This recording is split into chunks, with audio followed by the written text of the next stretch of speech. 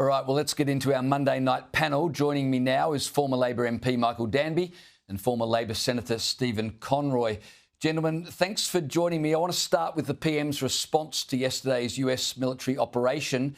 Stephen Conroy, why did Anthony Albanese keep Australians waiting 24 hours before addressing this massively historic moment? Well, as I think the Prime Minister indicated, a statement was put out yesterday. And the thing that I think you've got to get used to in the Sydney media bubble is that the Prime Minister is very considered and not going to be pushed around because journalists want to shout at him or journalists are demanding answers on their timetable for their deadlines. He gave a considered response. He supported the action. And the media can jump up and down about it all they like. He gave a very considered supporting press conference today.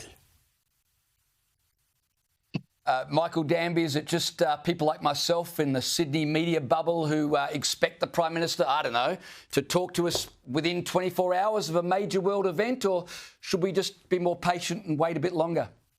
No. If Bob Hawke had been here, Kim Beazley had been in charge, even Bill Shorten or Julia Gillard, or if Comrade Conroy over there was the Defence Minister, they would have strode out confidently and announced our support for the Americans and said how it's so good that after 45 years, as General Keane just said, that the Iranian attempts to get nuclear weapons, which you can see, Stephen, what they would have done with their ballistic missiles landing on civilian areas all over Israel, that they would have done. It's what I've been term I pioneered on Sky, but you'll never hear on the ABC. This is a different Labor government. It's led by the socialist left. You'll never hear that from Patricia Karvelas or any of the drones at the ABC, but that's the difference. They're not Stephen Conroy, they're not Kim Beazley, they're not Bob Hawke. Well, here's another aspect of the PM's response that really concerned me, or maybe this is just me being part of the Sydney media bubble. Worse than waiting 24 hours to address the public, Anthony Albanese waited a full 24 hours to convene the National Security Committee. Stephen, am I wrong in this to expect that maybe that should have happened as a matter of urgency rather than waiting a whole day after events are already moving? Well, one of the things about the National Security Committee is usually you like to make sure it's properly briefed. You don't run on a journalist's Twitter timetable where you need to be able to, publish something, no matter how accurate or inaccurate, in 5 minutes to prove that you're the fastest journalist in the world. So the National Security Committee is a considered body. There's a lot happening yesterday.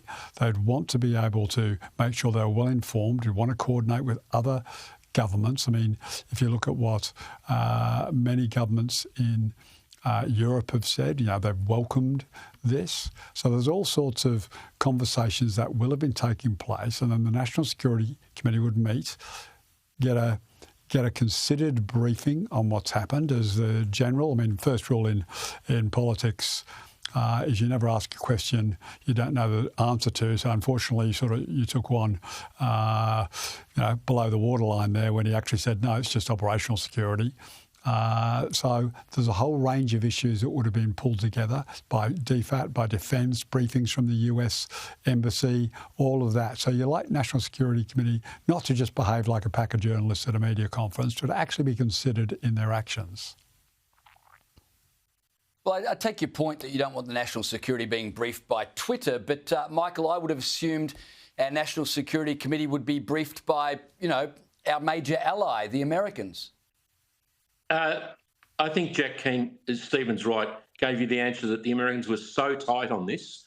That's part of the reason for its success. It was operational security. Now, Wong and Albanese deserve a lot of criticism for all of the missteps they've made in foreign policy, particularly disassociating ourselves from the Americans over Israel and failing to make the case for the Israelis being able to defend themselves. But on this occasion, I think in order to preserve the security of those B-2 pilots that were fainting that they were going to Diego Garcia via Guam, they kept it very tight. But we should have come out earlier and said that, like Keir Starmer said, that this was the right thing to do. Penny Wong didn't have to wait 24 hours for Kevin Rudd to panic in Washington and say, look, guys, you better say something about this if you want to visit Trump in the next few weeks. All right, I couldn't help but notice the PM was pretty tetchy when asked if he had spoken with Donald Trump since being snubbed at the G7 in Canada last week. There was talk Anthony Albanese would try to meet with Trump at the upcoming NATO summit, but that's not happening now. And here's the PM's terse reply when asked about his relationship with Donald Trump today. Have a listen. Prime Minister, have you spoken with President Donald Trump since the G7 summit? No. Now, Stephen Conroy, I heard you laughing there, but the world is on the verge of war, and the Prime Minister of Australia doesn't appear to have any personal relationship whatsoever with the leader of the free world. Well, I appreciate again the media would just love the Prime Minister to go over and get a bullying and a beating from Donald Trump to help them sell newspapers. But seriously, Donald Trump has humiliated or attempted to humiliate the Canadian Prime Minister. He's humiliated the NATO Prime Ministers and Chancellors. He's humiliated Keir Starmer. Just get off your high horse on this issue. Yes, he has. Stephen, seriously, he's actually been barracking for Nigel Farage. He has played the game to play to his vanity and his ego. Okay, he has attacked Starmer and the British Labor Party repeatedly, Michael, and you know this to be a fact. He has attacked them repeatedly over the last 3 or 4 months. Trump's campaign, which was very ill-advised. But are you saying that if he goes over, that Albo goes over to Washington, that he'll get the Zelensky treatment? I don't think that's true. I think Rudd should have positioned us in a different position. I think that's a reflection of Albo and Wong's terrible foreign policy stances. They're being advised by these DFAT officials who've got no idea that we're working in a different world, and that you have to pick a side when one side is being threatened with nuclear weapons.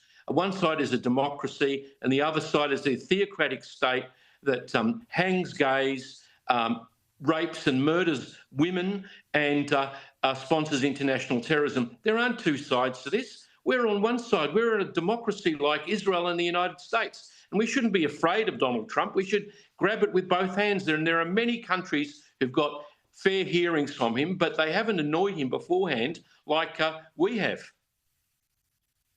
Well, it sounded to me, Stephen, like Michael, you were saying Anthony Albanese's running scared of Donald Trump. I want to move on to one more topic. No, it's not what I said at all. That's not what I said at all. It sounds like he doesn't want to go to the White House because he's scared he'll get the Zelensky treatment. He'll get treated like Starmer. No, so I said that's what the media. That's what the Sydney media bubble wants to see, okay? And Albo's just a bit too smart for that. Even if that drives the Sydney media. Well, I think if it was possible, I mean, you start off by saying he was snubbed. He actually went back. Clearly, this had been planning for a little while. He went back to deal with that. He may or may not be going to NATO. I've got no information whether he's going or not. He might want to go now. But he was clearly... No, I'm talking about whether Trump goes to NATO. I genuinely have no idea. But my point being, Trump has correctly prioritised this strike above a G7 meeting and possibly a NATO meeting. So this is him taking, the first time I've noticed when he's president, operational. Yeah, well, he actually did pretty well distracting everybody from what he was actually really doing. And credit to Donald Trump. That's the first time in my life I've ever said that. But credit to him for completely blindsiding the Iranians. And credit to him for, I'm not quite as confident yet. I'm like many of the generals who've been involved and did the briefing next to Hegseth, where they weren't quite prepared to say it's, we've obliterated. I hope Donald Trump is right, but his generals who are doing the job and working with people on the ground weren't quite prepared to say that. I hope Trump's right on this one. I've got to finish it there. I got to finish it there. But what a great note to finish on. Stephen Conroy giving credit to Donald Trump. We'll leave it there. Gentlemen, thanks for joining me.